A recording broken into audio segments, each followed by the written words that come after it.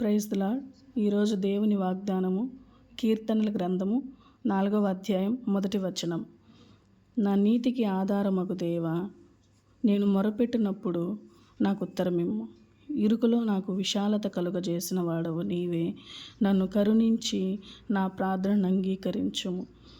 దేవుడు మనం మొరపెట్టినప్పుడు మనందరినీ కరుణించి మనందరి ప్రార్థనలను యేసుక్రీస్తు దివ్యనామంలో అంగీకరించునుగాక. ఆమేన్. నా ప్రార్థనలన్నీ ఆలకించినావు, నా స్తుతి హోమములన్నీ నీకే అర్పింతును. నా ప్రార్థనలన్నీ ఆలకించినావు, నా స్తుతి హోమములన్నీ నీకే అర్పింతును.